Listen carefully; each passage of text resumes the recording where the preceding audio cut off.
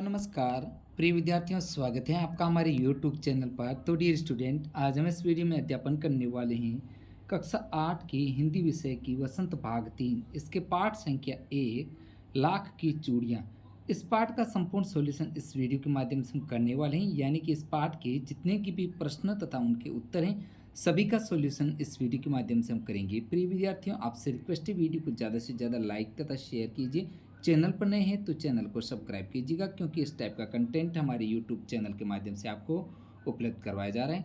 तो साथियों, बगैर समय को खराब करते हुए शुरू करते हैं पाठ 1 लाख की चूड़ियों के प्रश्न उत्तर। देखते हैं सबसे पहले कहानी से। इसके तहत 1 नंबर प्रश्न को हम देखते हैं। बचपन में लेखक अपने मामा के गांव चाव से क्यों जाता था और बदलू को बदलू मामा न कहकर बदलू काका क्यों कहता था? तो प्रिय विद्यार्थियों, इसका आंसर देखते हैं। इसका उत्तर आपको लिखना है। लेखक अपने मामा के गांव बड़े चाव से इसलिए जाता था क्योंकि वहां बदलू मनिहार उसे सबसे अच्छा लगता था। वह लेखक को सुंदर सुंदर लाख की गोलियां बनाकर देता था। ये गोलियां रंग बिरंगी होती थी, जो किसी भी बच्चे का मन मोह ले। लेखक बदलू को मामा न कहकर बदलू काका इसलिए कहता था क्योंकि गांव के सभी बच्चे उससे बदलू काका ही कहकर पुकारते थे। इसलिए लेखक भी बदलू को बदलू मामा न कहकर बदलू काका कहता था। तो प्रिय साथियों, आगे देखते हैं 2 नंबर प्रश्न को। वस्तु विनिमय क्या है? विनिमय की प्रचलित पद्धति क्या है? इसका उत्तर आपको लिखना है। वस्तु विनिमय पद्धति का अर्थ किसी वस्तु को लेने के लिए अन्य वस्तु देना। जब हम किसी चीज़ को खरीदने के लिए जाएं और बदले में पैसा न देकर कोई अन्य वस्तु अपनी मनचाही वस्तु ले लें, तो यह वस्तु विनिमय पद्धति कहलाती है। साथियों, वस्तु विनिमय पद्धति है जो पुराने समय में प्रचलित थी, क्योंकि उस समय मुद्रा नहीं थी। उस समय वस्तु विनिमय पद्धति का उपयोग किया जाता था, यानी कि जो चीज़ के बदले चीज़ लेना या देना। नेक्स्ट आगे देखते हैं प्रिय विद्यार्थियों, प्रश्न संख्या 3 देखते हैं। मशीनी युग ने कितने हाथ काट दिए हैं? इस पंक्ति में लेखक ने किस व्यवस्था की ओर संकेत किया है? तो इसका उत्तर हम देखते हैं। इस पंक्ति में लेखक ने समाज में बढ़ती बेरोजगारी और बेकारी की समस्या की ओर संकेत किया है। जिस काम को 10 व्यक्ति अलग अलग तरीकों से करते थे, अब वह एक अकेली मशीन सैकड़ों लोगों का काम स्वयं कर लेती है। इससे अन्य लोग बेकार हो जाते हैं, मानो सबके हाथ कट गए। इस पंक्ति में लेखक लोगों को लघु उद्योग और ग्रामीण क्षेत्र में छोटा व्यवसाय करने वालों की असीम पीड़ा को उजागर कहता है। साथियों, मशीनों के आने से लोगों का रोजगार छिन गया है, इस वजह से यह जो है बताया गया है। आगे देखते हैं प्रिय विद्यार्थियों, प्रश्न संख्या 4 है जो बदलू के मन में ऐसी कौन सी व्यथा थी जो लेखक से छिपी न रह सकी? तो इसका उत्तर आपको लिखना है कि बदलू के मन में उसके रोजगार के छिप जाने की व्यथा थी, जो लेखक से छिपी न रह सकी। इसलिए लेखक बदलू से मिलने के बाद सोचता हुआ कहता है, इस मशीनी युग ने कितने हाथ काट दिए हैं, जिसका अर्थ है मशीनों के प्रचलन के कारण हजारों लोगों के व्यवसाय रोजगार पूर्ण रूप से समाप्त हो गए हैं। प्रिय विद्यार्थियों, आपसे पुनः रिक्वेस्ट करते हैं वीडियो को ज़्यादा से ज़्यादा लाइक तथा शेयर जरूर कीजिए। साथियों, आगे बढ़ते हैं, प्रश्न 5 को देखते हैं। मशीनी युग से बदलू के जीवन में क्या बदलाव आया? तो इस प्रश्न का उत्तर आपको देखना है कि मशीनों युग आने के बाद बदलू का जीवन पूर्ण रूप से बदल गया। उसकी हालत अत्यंत दयनीय हो गई। उसका मनिहारी का काम एक दम बंद हो गया। उसके हाथों की बनी चूड़ियाँ अब कोई पूछता नहीं था। उसकी गाय बिक गई, उसका शरीर ढल गया था, उसके हाथ और माथे पर नसें उभर आई थी, साथ साथ उसकी फसली खांसी भी हो गई। इस सब का प्रमुख कारण उसका रोजगार न होना था, जो उसकी गरीबी को लगातार बढ़ा रहा था। आगे के प्रश्न देखते हैं विद्यार्थियों, कहानी से आगे। इसका 1 नंबर प्रश्न, आपने मेले बाजार आदि में हाथ से बनी हुई चीज़ों को बिकते देखा होगा। आपके मन में किसी चीज़ को सीखने की इच्छा हुई हो और आपने कोई कारीगरी सीखने का प्रयास किया हो, तो उसके विषय में लिखिए। प्रिय विद्यार्थियों, आगे इसका उत्तर देखते हैं। मैंने मेले बाजार रंग बिरंगे खिलौने बिकते देखा है, जिन्होंने मेरे मन को मोह लिया था। पूछने पर पता चला कि ये खिलौने मिट्टी के बने हुए थे। मैंने खिलौने बनाने के लिए गीली चिकनी मिट्टी को कुम्हार से लिया, इन्हें बनाने का प्रयास किया, लेकिन मुझे समझ नहीं आया। बाद में मैंने इस कला को अपनी दादी से सीखा और अब मैं अच्छे खिलौने बना लेता हूँ। आगे देखते हैं साथियों, 2 नंबर प्रश्न है जो लाख की वस्तुओं का निर्माण भारत के किस राज्य में सबसे अधिक होता है? लाख की से चूड़ियों के अतिरिक्त क्या क्या चीज़ें बनती हैं, ज्ञात कीजिए। तो इस प्रश्न का उत्तर हम देखते हैं। लाख की वस्तुओं का निर्माण भारत के मध्य प्रदेश, उत्तर प्रदेश, गुजरात, राजस्थान, कर्नाटक राज्य के जयपुर में सर्वाधिक होता है। लाख से अनेक वस्तुओं का निर्माण होता है। इनसे सुंदर सुंदर खिलौने बनाए जाते हैं। लाख से सुंदर आभूषण भी बनाए जाते हैं।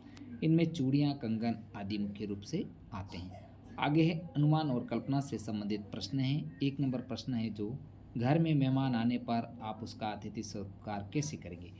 तो प्रिय विद्यार्थियों, इसका आंसर होगा हम उनका स्वागत आदर भाव से करेंगे, उन्हें प्यार से घर पर बैठाएंगे, उन्हें जलपान कराएंगे, उन्हें अच्छे से खाना पिलाएंगे, पानी पिलाएंगे, उनका सम्मान कर अतिथि देवो भव का कर्तव्य निभाएंगे। आगे के प्रश्न को देखते हैं। आपको छुट्टियों में किसके घर जाना सबसे अच्छा लगता है? यहाँ की दिनचर्या कैसी होती है, लिखिए। तो इसका उत्तर लिखना है साथियों आपको। हम छुट्टियों में अपने मामा के घर जाना पसंद करेंगे। वह एक ग्रामीण क्षेत्र है, लेकिन वहाँ का वातावरण शहर के वातावरण से बहुत ही अच्छा रहता है। ठंडी ठंडी हवा चारों तरफ होती है।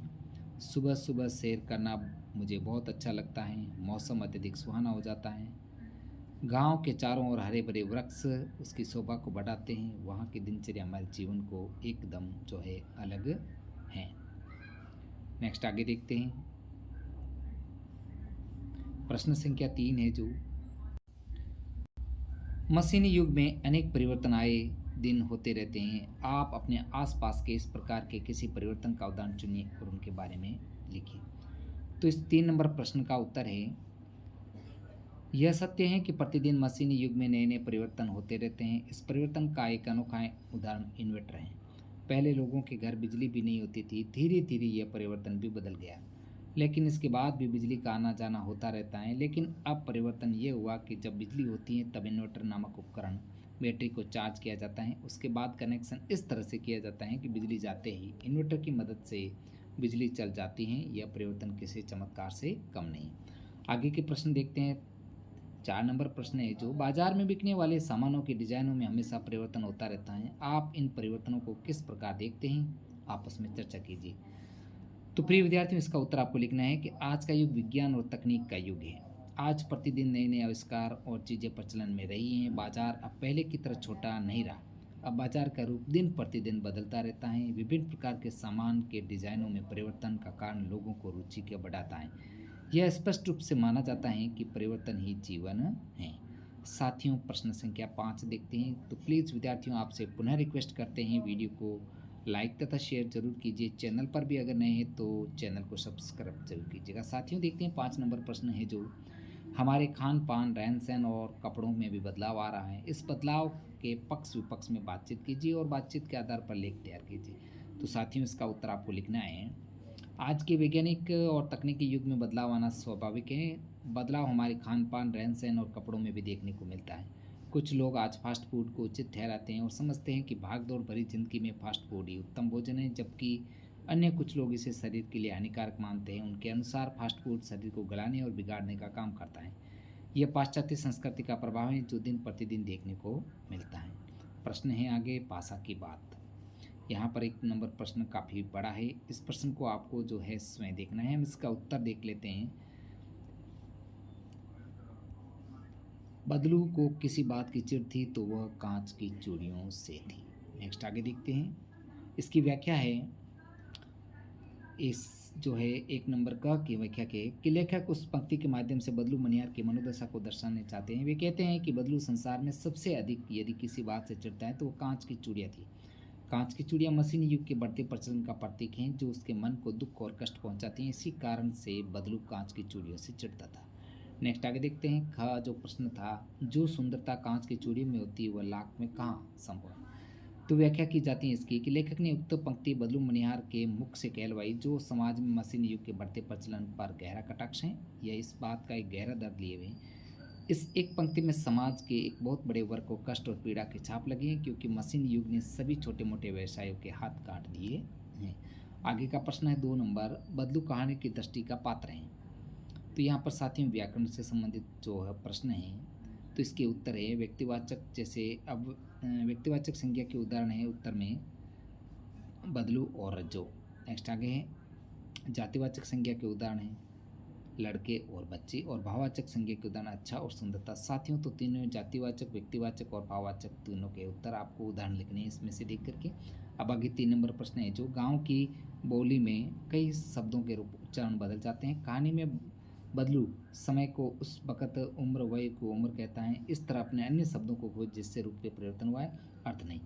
तो उसका उत्तर लिखना है कि शब्द रूप में परिवर्तन जैसे मर्द का मर्द, मर्द, देखकर, मुखाबिब, समय, बखत और अच्छी लगन, फबना। तो प्रिय विद्यार्थियों, हमने जो है इस वीडियो के माध्यम से कक्षा 8 की जो हिंदी विषय की पाठ्य पुस्तक है वसंत भाग 3, इसके पाठ संख्या 1 लाख की चूड़ियाँ। प्रिय विद्यार्थियों, इस पाठ का संपूर्ण सॉल्यूशन हमने इस वीडियो के माध्यम से किया है। साथियों, आपसे रिक्वेस्ट है वीडियो को लाइक तथा शेयर जरूर कीजिए। चैनल पर नए हैं तो चैनल को सब्सक्राइब जरूर कीजिएगा। प्रिय विद्यार्थियों, मिलते हैं नेक्स्ट नए अगले चैप्टर के साथ में। वीडियो देखने के लिए आपका पुनः दिल से आभार।